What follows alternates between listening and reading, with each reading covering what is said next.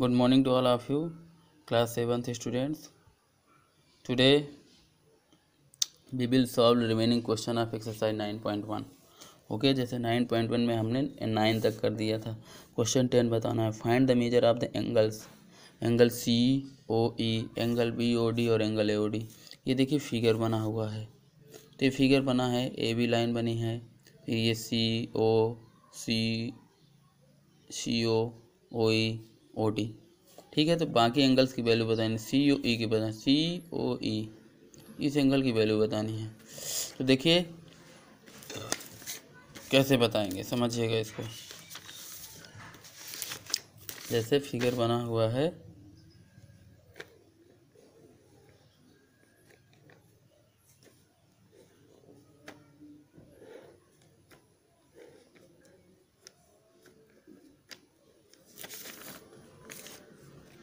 ए है, बी है, सी है, टी है, ई पॉइंट हो गया.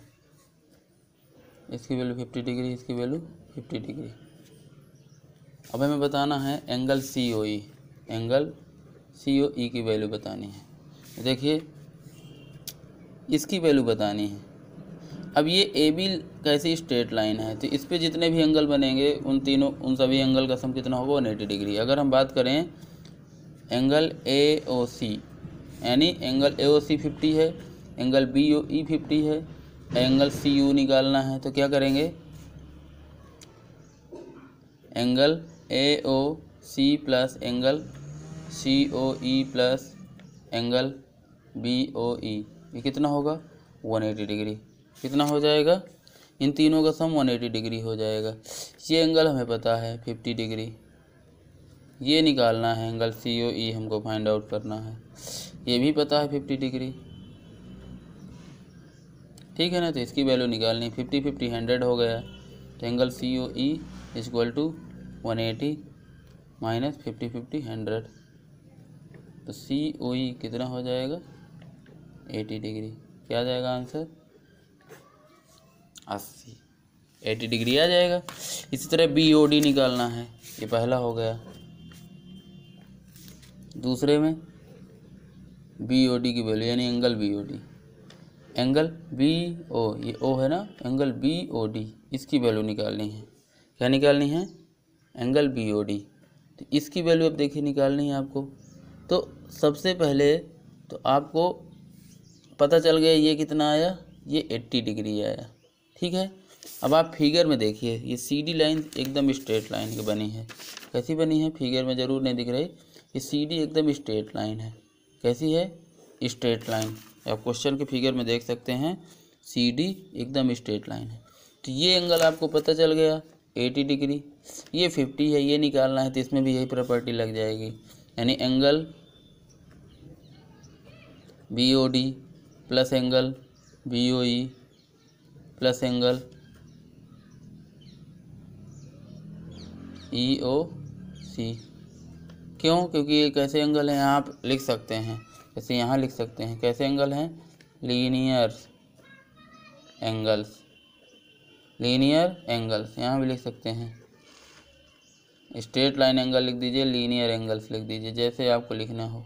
ठीक है ना, ऐसे आप लिख सकते हैं. कैसे एंगल हैं, लीनियर एंगल हैं, स्ट्रेट लाइन पे बने हुए हैं. इसकी वैल्यू हमें निकालनी है बी ओ डी की.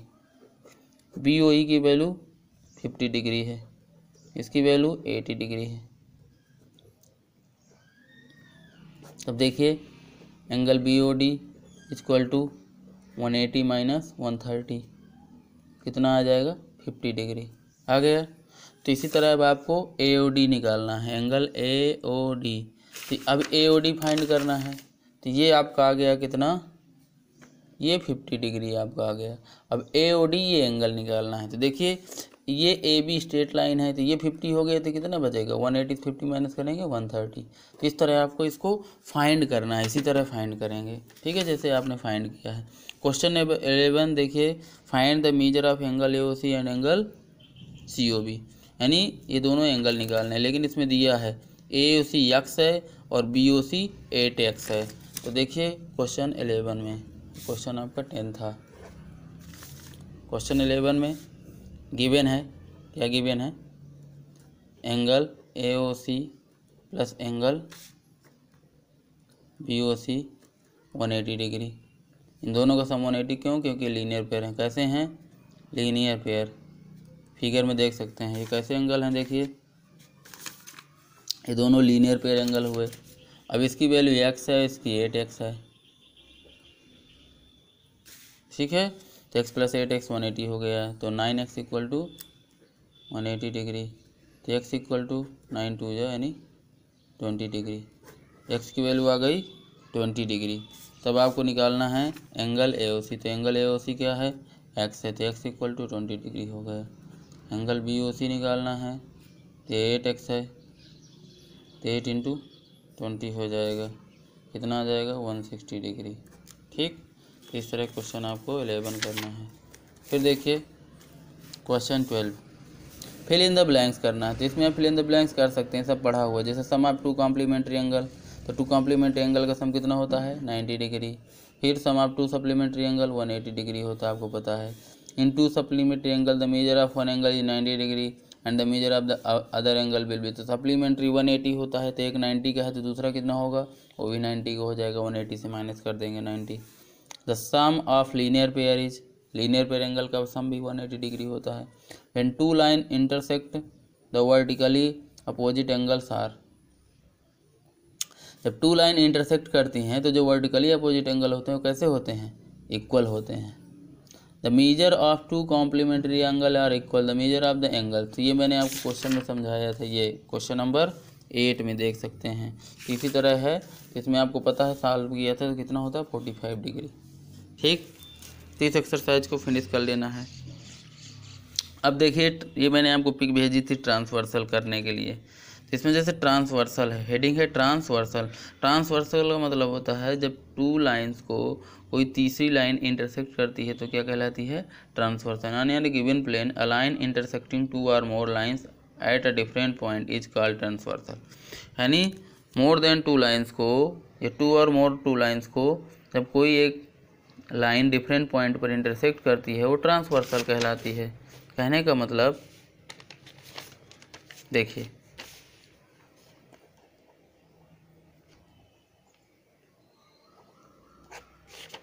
जैसे मान लीजिए टू लाइन है, ठीक है, इनको कोई एक तीसरी लाइन ऐसे इंटरसेक्ट करे डिफरेंट पॉइंट, जैसे ये पॉइंट हो गए, तो ये क्या कहलाएगी? इस पॉइंट को हम कहेंगे, इस पॉइंट, इस लाइन को, ये लाइन क्या कहलाएगी? ट्रांसवर्सल। कैसी कहलाएगी? Transversal line. ये आपकी लाइन होती है ट्रांसवर्सल, ठीक है। फिर आप देख सकते हैं फिगर में, जैसे एम और एन लाइन को, ये एल लाइन पी और ओ पॉइंट पर इंटरसेक्ट करती है, एल क्या हो गई? Transversal line. The line L intersect line M and L line N at point O and P respectively, so line L is called transversal. फिर इसी तरह देखिए, ये देखिए इन सभी पॉइंट लाइंस को ये इंटरसेक्ट कर रही है, तो यहाँ पर भी देखिए line L intersect line M N O P Q at different point A B C D E respectively, so the line L is called transversal. तो ये लाइन कैसी हुई? ट्रांसवर्सल लाइन, ठीक है ना। यहाँ भी देखिए, here is the line L intersect lines M and N at the same point O, so line L is not a transversal. अब यहाँ पर कोई भी ट्रांसवर्सल लाइन नहीं होगी क्योंकि ये सब आपस में एक ही पॉइंट पर मिल रही हैं, ठीक है ना। तो यहाँ कोई भी लाइन ट्रांसवर्सल नहीं होगी। अब देखिए ट्रांसवर्सल लाइन्स में जो एंगल बनते हैं, angle form by a transversal. तो the line L is intersect the lines M and N at two different point. जब टू डिफरेंट पॉइंट पर, जैसे ये मान लीजिए एम हो गई और ये एन हो गई और ये लाइन एल हो गई, तो ये टू डिफरेंट पॉइंट पर इंटरसेक्ट कर रहे हैं इसको, तो इसमें कितने देखिए, एक एंगल ये बनेगा, दूसरा ये बनेगा, तीसरा ये बनेगा, चौथा ये बनेगा। कितने बने? यहाँ 4 एंगल, 1 2 3 4, फिर 5 6 7 8। तो जब टू लाइंस को एक ट्रांसवर्सल लाइन यानी एक लाइंस इंटरसेक्ट करती है टू डिफरेंट पॉइंट पर, तो ट्रांसवर्सल लाइन है, यानी two lines intersect by a transversal line, then कितने एंगल बनते हैं? How many angles form? Odd. कितने बने? 8 angles. 8 angles are formed. The angles are mark from 1 to 8। देखिए 1 to 8 मार्क कर दिया। अब इसमें कुछ इंटीरियर एंगल होते हैं, कुछ एक्सटीरियर होते हैं, तो इसमें इंटीरियर एक्सटीरियर आप समझ जाएंगे। तो 1-2 आपका एक्सटीरियर एंगल हो गया। यानी अब आप देखें अगर एक्सटीरियर एंगल की बात करें हम, एक्सटीरियर एंगल, तो एक्सटीरियर एंगल क्या होगा 1-2, एंगल 1 एंगल 2, फिर एंगल 7 और एंगल 8।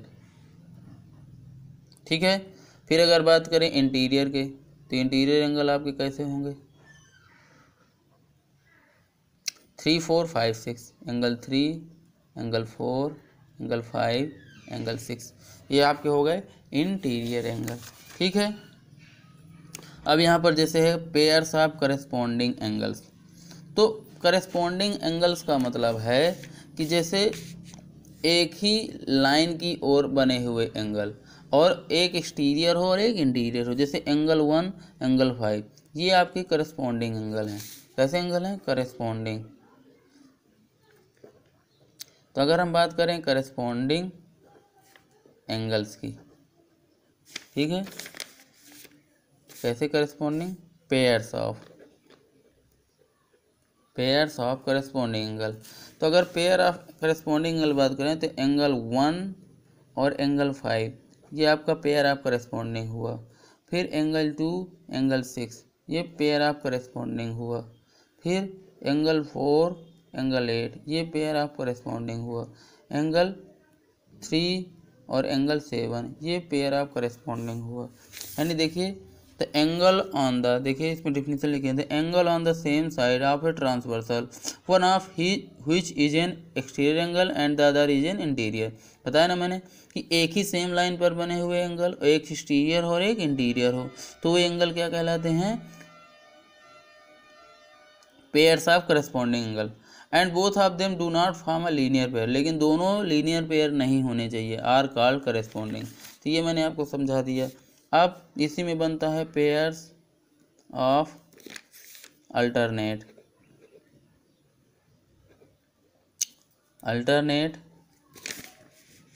इंटीरियर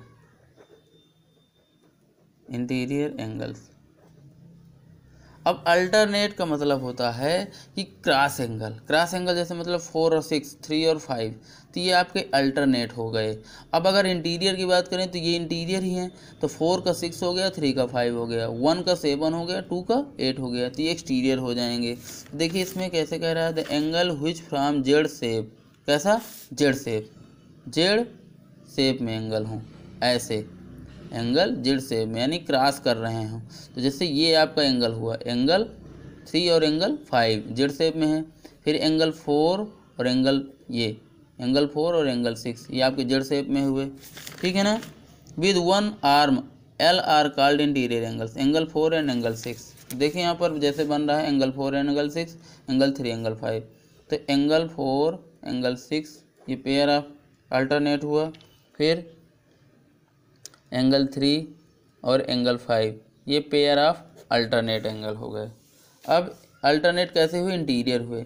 अब अल्टरनेट एक्सटीरियर की बात करें, अल्टरनेट एक्सटीरियर एंगल्स, तो एक्सटीरियर में जैसे हो जाएगा 1 का 7 जेड शेप में है ना, तो एंगल 1 एंगल 7, फिर एंगल 2 और एंगल 8। तो आपकी बुक में कुछ भी जैसे हमने इस तरह एंगल को मार्क किया है, इस तरह 1 2 3 4, बुक में कुछ और मार्क किया होगा तो उनका पेयर दूसरा बन सकता है। तो इस तरह देख कर आपको कर लेना है, समझ लेना है और नोटबुक में नोट भी कर लेना है। Angles made by transversal with 2 parallel lines, जब angles made by transversal with 2 parallel lines बनते हैं तो इनकी कुछ प्रॉपर्टीज होती हैं। प्रॉपर्टी क्या होती हैं कि जब पैरेलल लाइन पे पैरेलल लाइन को ट्रांसवर्सल लाइन कट करती है तो जो हमने अभी बताया pair of corresponding angle, pair of alternate interior और एक्सटीरियर, तो ये सब आपस में क्या होते हैं इक्वल होते हैं। इन चीज़ को याद रखिएगा, यानी क्या होते हैं इक्वल होते हैं। देखिए the transversal line L is intersecting 2 parallel lines M and N at different point. 8 angles are formed. We will now find the relation between them. Measure all angles with a protractor. We find that. Protractor की help से देखेंगे। जैसे first में angle n equal to angle 5, angle 2 equal to angle 6, angle 3 equal to angle 7, angle 4 equal to angle 8। यानी देखिए all pair of corresponding angle are equal. इसमें क्या कर रहा है, ऑल पेयर्स ऑफ करस्पॉन्डिंग। तो मैंने बताया ना कि जो पेयर्स ऑफ करस्पॉन्डिंग होंगे, पेयर्स ऑफ अल्टरनेट इंटीरियर होंगे, pairs of alternate exterior angle होंगे। तो ये पेयर मतलब जब एक transversal line two parallel line को, यानी पेयर ऑफ पैरेलल लाइन को किसको इंटरसेक्ट करेगी, पेयर ऑफ पैरेलल। अगर पेयर ऑफ पैरेलल लाइन को इंटरसेक्ट करती है तभी ये पेयर ऑफ करस्पॉन्डिंग अल्टरनेट और इंटीरियर या एक्सटीरियर एंगल ये आपस में इक्वल होंगे। ठीक है, तो इस चीज़ को यह देख लेना है, बुक से पढ़ लेना है, समझ लेना है। और ये सारे एग्जाम्पल्स लगे हुए हैं, तो इन एग्जाम्पल को देख लीजिएगा नेक्स्ट पेजेज में, और जो भी प्रॉब्लम है देख लीजिएगा। नेक्स्ट वीडियो में आपको एक्सरसाइज सॉल्व करके भेज देंगे। Okay, bye bye.